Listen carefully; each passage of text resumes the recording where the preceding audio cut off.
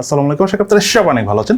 20,000 টাকায় স্ন্যাপড্রাগন 685 প্রসেসরের পাশাপাশি স্যামসাংয়ের JN1 সেন্সর থাকা 50 মেগাপিক্সেলের ক্যামেরা সহ 120Hz রিফ্রেশ রেটের অ্যামোলেড প্যানেলের ডিসপ্লে দিয়ে Xiaomi নিয়ে আসলো তাদের নতুন আরেকটি phone Xiaomi Redmi Note 12 4G মোবাইলটি। এটির একটি 5G ভেরিয়েন্ট রয়েছে, সেটা রিভিউ আমরা আগেও করেছি, বাট এটা হলো একটা 4G ভেরিয়েন্টের ফোন। এবং সব থেকে বড় কথা, এই 20-21 হাজার টাকা প্রাইস রেঞ্জে এই মুহূর্তে এই ফোনটা যেহেতু অনেক পপুলার একটা ফোন, অনেকদিন ধরে আমরা ইউজ করতেছি। সো আজকে এই ফোনটার ওভারঅল আমরা পারফরমেন্স কেমন পেয়েছি, অর্থাৎ গেমিং পারফরমেন্স, ফটোগ্রাফি, ভিডিওগ্রাফি পারফরমেন্সের পাশাপাশি এই ফোনটি আসলে কাদের জন্য কেনা উচিত হবে তার সব কিছু নিয়ে ইন ডিটেলস আলোচনা করবো। সো চলুন তাহলে দেরি না করে শুরু করা যাক।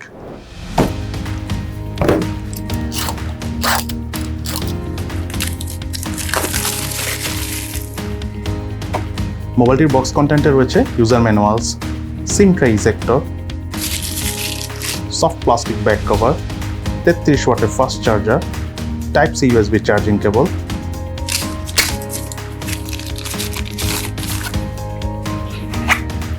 এবং Redmi Note 12 4G মোবাইলটি। ফ্ল্যাট শেপ ডিজাইনে আসা এই মোবাইলটির বডি এবং ফ্রেম দুটোই Redmi Note 11 এর মতো পলিকার্বনেটের তৈরি। রিয়ার প্যানেলের ট্রিপল ক্যামেরা ও ফ্ল্যাশ লাইট সহ মোবাইলটিতে রয়েছে IP53 এর ওয়াটার এবং ডাস্ট রেসিস্ট্যান্ট সার্টিফিকেশন। সেই সাথে এই মোবাইলটির ডিসপ্লেতে রয়েছিল কর্নিং গরিলা গ্লাস 3 এর প্রোটেকশন। এছাড়াও 6.67 ইঞ্চির ডিসপ্লে সহ মোবাইলটির থিকনেস হলো 7.9 মিলিমিটার এবং ওয়েট হলো 183.5 গ্রাম। ওভারঅল স্ট্যান্ডার্ড সাইজের এই মোবাইলটি সিঙ্গেল হ্যান্ডে বেশ কমফোর্টেবল ভাবে আমরা ইউজ করতে পেরেছি, বিকজ মোবাইলটার ওয়েট ডিস্ট্রিবিউশন একদম ঠিকঠাকই ছিল। আমার কাছে থাকা এই মোবাইলটি কালার ভেরিয়েন্টটি হলো গ্রে কালারের। এই মোবাইলটি কিন্তু আরো দুটো কালার ভেরিয়েন্ট রয়েছে। বাটন এবং পোর্টসের কথা বলতে গেলে মোবাইলটির রাইট সাইডে রয়েছে ভলিউম রকার এবং পাওয়ার বাটন, এবং এই পাওয়ার বাটনটি সাইড মাউন্টেড ফিঙ্গারপ্রিন্ট স্ক্যানার হিসেবে কাজ করে। মোবাইলটির লেফট সাইডে রয়েছে সিম কার্ড ট্রে, যাতে দুটি সিম কার্ড ইউজ করার পাশাপাশি রয়েছে এক্সটার্নাল মেমোরি কার্ড ইউজ করার সুবিধা। মোবাইলটির উপর অংশে রয়েছে noise cancellation mic, IR blaster এবং 3.5mm হেডফোন জ্যাকের পোর্ট। মোবাইলটার নিচের অংশে রয়েছে মেইন স্পিকার, প্রাইমারি মাইক এবং USB type C charging port. এই মোবাইলটিতে থাকা সাইড মাউন্টেড ফিঙ্গারপ্রিন্ট স্ক্যানারটির পজিশন আমার কাছে মনে হচ্ছে যে একদম ঠিকঠাক জায়গায় রয়েছে। তার পাশাপাশি ফিঙ্গারপ্রিন্ট স্ক্যানারটি টাচ করার সাথে সাথে খুবই ফাস্ট আনলক করছিল, এবং সেই সাথে মোবাইলে থাকা ফেস আনলক সিস্টেমটাও যথেষ্ট ফাস্ট এবং স্মুথ কাজ করে। এছাড়াও মোবাইলটিতে ইম্পর্টেন্ট 35টি সেন্সরস রয়েছে। এই মোবাইলের স্পিকার পারফরমেন্সের কথা বলতে গেলে সাউন্ডের লাউডনেস আমাদের কাছে ডিসেন্টই মনে হচ্ছে। আমরা ফুল ভলিউমে সাউন্ড দিয়ে শুনেছি, কোনো প্রকার ডিস্টরশনের দেখা পাইনি। তার পাশাপাশি ফোনটির স্পিকারের বেস এবং ক্রিসপিনেস আমার কাছে ব্যালেন্সডই মনে হচ্ছে। ওভারঅল এই ফোনটার স্পিকার পারফরমেন্স প্রাইস বিবেচনা আমার কাছে ভালোই লেগেছে। অপারেটিং সিস্টেম হিসাবে মোবাইলটিতে রয়েছে Android 13 ভার্সন। UI হিসাবে রয়েছে Xiaomi লেটেস্ট MIUI 14 এবং মোবাইলটিতে up to 5GB virtual RAM use করার সুবিধা রয়েছে। মাল্টিটাস্কিং এর পারফরমেন্সের কথা বলতে গেলে মোবাইলটিতে 120Hz রিফ্রেশ রেটের পাশাপাশি 8GB RAM 5GB virtual RAM থাকার কারণে আমরা মোটামুটি বেশ হেভি রাফ অ্যান্ড টাফ ভাবে ইউজ করতে পেরেছি। ইনফ্যাক্ট অনেকগুলো অ্যাপ ব্যাকগ্রাউন্ডে রান করে আমরা খুব ইজিলি সলভ করে কমফোর্টেবল ভাবে ফোনটিতে মাল্টিটাস্কিং করে ইউজ করতে পেরেছি। এই মোবাইলটিতে রয়েছিল 6.67 ইঞ্চি সাইজের অ্যামোলেড প্যানেলের ডিসপ্লে এবং আরও রয়েছে 120Hz refresh rate. Display resolution হলো 24/1080 পিক্সেল। ডিসপ্লে পিক্সেল ডেন্সিটি হলো 395 ppi। প্রায় 1200 নিটস পিক ব্রাইটনেস থাকার কারণে আউটডোর অর্থাৎ সানলাইটের নিচে আমরা বেশ কমফোর্টেবল ভাবে এই ফোনটি ইউজ করতে পেরেছি, কোনো ধরনের কোনো প্রবলেম ফেস করিনি। অপরদিকে আউটডোরে মেইন ক্যামেরাতে ছবি তোলার সময় আমরা ডিসপ্লেতে কোনো প্রকার লো ব্রাইটনেস জনিত প্রবলেম ফেস করিনি এই ফোন থেকে। ডিসপ্লের চারপাশে ভেজেল এবং চিন এরিয়ার কথা বলতে গেলে প্রাইস বিবেচনা আমার কাছে ঠিকঠাকই লেগেছে। সেই সাথে ডিসপ্লের ঠিক উপরে সেন্টারে রয়েছে 5 হোল সেলফি ক্যামেরা। এছাড়াও মোবাইলটিতে রয়েছে ওয়াইড বাইন্ড L1 সাপোর্ট। এই মোবাইলটির রিয়ার প্যানেল রয়েছিল ট্রিপল ক্যামেরা সেটআপ, যার মেইন ক্যামেরাটি হলো 1.8 অ্যাপারচারের 50 মেগাপিক্সেলের ক্যামেরা, যাতে সেন্সর হিসেবে রয়েছে স্যামসাং আইসোসেলের JN1 সেন্সর। দেন আরেকটি ক্যামেরা হলো 2.2 অ্যাপারচারের 8 মেগাপিক্সেলের 120 ডিগ্রি আলট্রা ওয়াইড ক্যামেরা, যাতে সেন্সর হিসেবে রয়েছে অমনিভিশনের D10 সেন্সরটি, এবং সর্বশেষ ক্যামেরাটি হলো 2.4 অ্যাপারচারের 2 মেগাপিক্সেলের ম্যাক্রো সেন্সর ক্যামেরা। রিয়ার প্যানেলে থাকা ক্যামেরাগুলো যে ছবি তোলার সময় অবজেক্ট খুব ইজিলি ফোকাস করা যাচ্ছিল এবং খুব সুন্দর কালার প্রডিউস করছিল ছবি তোলার পর। সেই সাথে ছবির ডিটেলসও বেশ ভালোভাবে ধরে রাখতে পারছিল। তবে পোর্ট্রেট মোডের ছবি তোলার সময় ব্যাকগ্রাউন্ডে হোয়াইট কালারটা কিছুটা ওয়াশড আউট করে ফেলছিল। তবে ওভারঅল ডাইনামিক রেঞ্জ বেশ ভালো কভার করে এবং এজ ডিটেকশনও ঠিকঠাক আছে। মেইনলি ছবি তোলার পর ব্যাকগ্রাউন্ড প্রসেসিংটা অনেক নাইসলি করে ফেলে এই ফোনে। দ্যাটস ওয়াই ওভারঅল যে কারো কাছে পোর্ট্রেট মোডের ছবি তুলে ভালো লাগবে এই ফোনে, আউটডোর স্পেশালি। অপরদিকে ম্যাক্রো ক্যামেরার পারফরমেন্স আমার কাছে ওভারঅল মোটামুটি লেগেছে। মোবাইলটি দিয়ে হাইস্ট 1080p 30 ফ্রেম পার সেকেন্ডে ভিডিও শুট করা যায়। ভিডিও পারফরমেন্স আমার কাছে মোটামুটি লেগেছে, যেহেতু কোনো প্রকার জাইরো EIS নাই। সো আমরা ভিডিও শুট করতে চাই হালকা পাতলা শেকি ফিল পেয়েছি, তবে অনেক পরিমাণে শেক হয় না, এটা আমরা একদম ক্লিয়ারলি বলতে পারবো। এই প্রাইস রেঞ্জে যদি অন্যান্য ফোনের সাথে কম্পেয়ার করি তাহলে। সেই সাথে মোবাইলটি দিয়ে স্লো মোশনে ভিডিও শুট করার পাশাপাশি রয়েছে টাইম ল্যাপসের মাধ্যমে ভিডিও শুট করার সুবিধা। এই মোবাইলটার ফ্রন্ট ফেসে রয়েছিল 2.4 অ্যাপারচারের 13 মেগাপিক্সেলের সেলফি ক্যামেরা। সেলফি ক্যামেরাতে ওভারঅল আউটডোর কন্ডিশনে বেশ ভালোভাবে ছবি ওঠে, কালার টোনটাও বেশ ক্রিস্পি ছিল, ডাইনামিক রেঞ্জও ওভারঅল বেশ ভালো ছিল। তবে কিছুটা কালার বুস্টের লক্ষ্য করেছে, স্পেশালি রেড কালারটা একটু বেশি বুস্ট করে। তবে ওভারঅল সেলফি ক্যামেরার পারফরমেন্স আমার কাছে প্রাইস বিবেচনায় ভালোই লেগেছে। এই মডেলটিতে রয়েছিল ক্যামেরা একটু এপিআই সাপোর্ট, আপনি চাইলে ইন ফিউচারে ম্যানুয়াল ক্যামেরা অর্থাৎ জিক্যাম ইউজ করতে পারবেন। Redmi Note 12 4G মোবাইলটিতে রয়েছে 5000 mAh ব্যাটারি এবং সাথে রয়েছে 33 ওয়াটের ফাস্ট চার্জার। এবং এই চার্জার দিয়ে এই ফোনটি আমাদের সম্পূর্ণ চার্জ করতে অ্যারাউন্ড 1 ঘন্টা থেকে কিছুটা কম সময় লেগেছে এবং একবার চার্জ করার পর আমরা হালকা পাতলা বেসিক ইউজ করে প্রায় 2 দিনের থেকে কিছুটা কম চার্জ ব্যাকআপ পেয়েছি, অর্থাৎ যথেষ্ট ভালো চার্জ ব্যাকআপ পাওয়া যায় যদি বেসিক ইউজ করেন। অপরদিকে আমরা কিন্তু হেভি গেমিং বা লং টাইম ভিডিও টিডিও দেখে এই ফোনটার চার্জ ব্যাকআপ পেয়েছি প্রায় 6.5 ঘন্টার মতো, যেটা আমার কাছে খুবই ইমপ্রেসিভ লেগেছে এই ফোনে। এই মডেলটিতে রয়েছিল স্ন্যাপড্রাগনের 685 প্রসেসর, এটি একটি অক্টাকোর প্রসেসর এবং 4G প্রসেসর, যার ট্রানজিস্টর সাইজ হলো 6 ন্যানোমিটার। জিপি হিসেবে মোবাইলটি রয়েছে Adreno 610।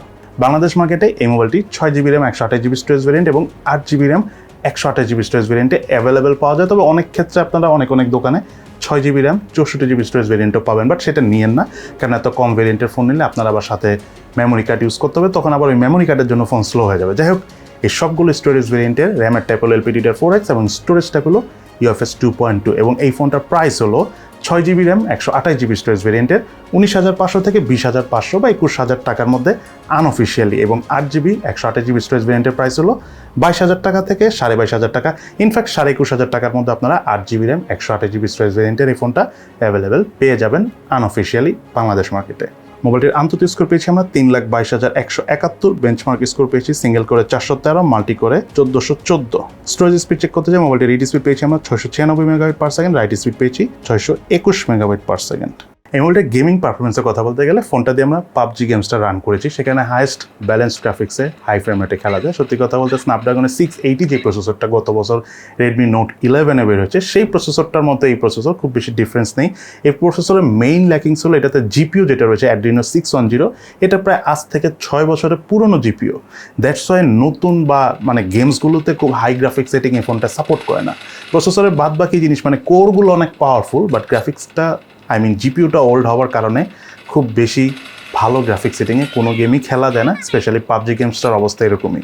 তবে লো গ্রাফিক্স সেটিংয়ে খুব একটা ল্যাগিংয়ের দেখা পাইনি। আর অপরদিকে আমরা ফ্রি ফায়ার গেমসটা খেলেছি, মোটামুটি ফুল গ্রাফিক্স সেটিংয়ে আমরা খেলতে পেরেছি, তবে শ্যাডোটা অফ করে খেলেছি, পারফরমেন্স কম্পেয়ার টু বেটার ছিল, খুব একটা ল্যাগিংয়ের দেখা পাইনি। ইনফ্যাক্ট হিটও কম হয়, PUBG গেমও এই ফোনটা হিট কম হয়। অপরদিকে আমরা ফোনটা দিয়ে অ্যাসফানাইন গেমসটা খেলেছি, সেটা একদম স্মুথলি প্লে করেছি, আপনাদের কাছেও ভালো লাগবে, আমাদের কাছেও ভালো লেগেছে। তার পাশাপাশি এই ফোনটা দিয়ে আমরা ফুটবল গেমসটাও খেলেছি, মিডিয়াম গ্রাফিক্স সেটিংয়ে খেলেছি 60 FPS এ। গেমিং পারফরমেন্স যথেষ্ট ভালো ছিল, আরেকটু ভালো গ্রাফিক্স সেটিংয়ে যদি আমরা ফুটবল খেলতে পারতাম তাহলে আরেকটু ভালো লাগতো। দেন যে কথাটা বলবো, এই ফোনটার হিটিংয়ের কথা বলতে গেলে ফোনটা খুব একটা সহজে হিট হয় না। এই ফোনটার এই জিনিসটা আমার খুবই ভালো লেগেছে। ইনফ্যাক্ট আমরা PUBG গেমসটা মোটামুটি লং টাইম প্লে করেছি, 2-3 ঘন্টা তো দেখেছি, ফোনটা অনেক বেশি হিট হয় না। চার্জ দেওয়ার সময় স্লাইটলি হিট হয়, আর একটা হলো মোবাইল ডাটা দিয়ে যখন আপনি ইন্টারনেট ইউজ করবেন তখন এই ফোনটা কিছুটা হিট হয়, তবে কিছুক্ষণ সময় দিলেই খুব দ্রুত ফোনটা আবার আগের মতো নর্মাল হয়ে যায়। এই ফোনটাতে কিন্তু রয়েছিল 4G সাপোর্ট, তার পাশাপাশি Wi-Fi 2.4 GHz এবং 5 GHz দুটোই সাপোর্ট করে। এবার চলুন আমরা জেনে নিই এই ফোনটার কি ল্যাকিংস অর্থাৎ দুর্বলতা রয়েছে এবং তার পাশাপাশি ফোনটার কি বেসার অর্থাৎ ভালো দিক রয়েছে। প্রথমে চলুন আমরা জেনে নিই এই ফোনটার কি ল্যাকিংস অর্থাৎ দুর্বলতা রয়েছে। এই ফোনটার মেইন ল্যাকিংস হলো ফোনটা দেখতে অলমোস্ট Redmi Note 11 এর মতোই।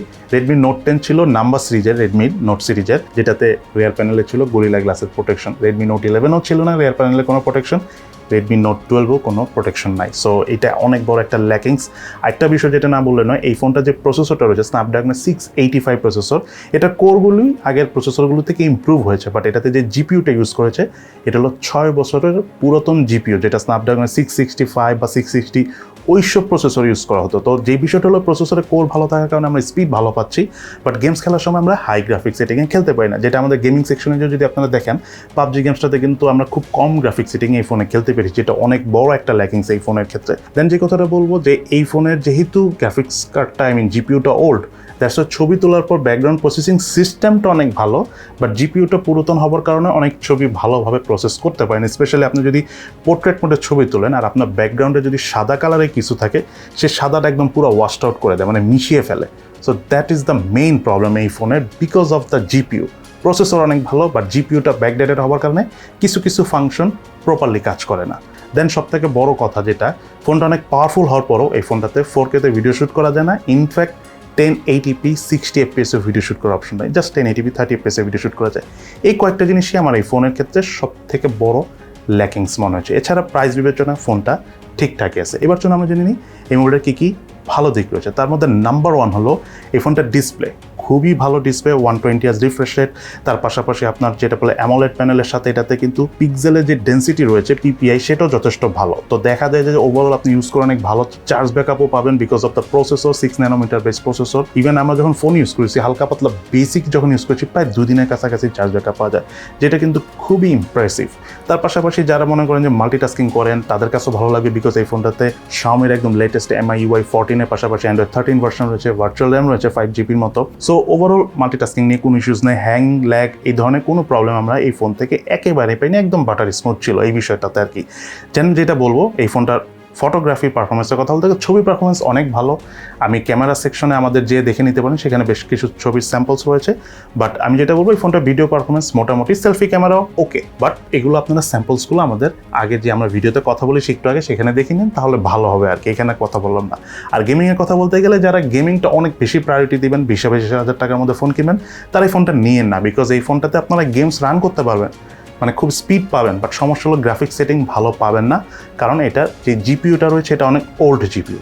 সো এটা হলো মেইন কথা। এবং সর্বশেষ একটা খুব জিনিস ভালো লেগেছে সেটা হলো এই ফোনটার হ্যাপটিক ফিডব্যাক, অর্থাৎ টাচ করলে যে ভাইব্রেট ফিলটা হয় সেটা খুবই সুন্দর, আপনাদের কাছে অনেকই ভালো লাগবে।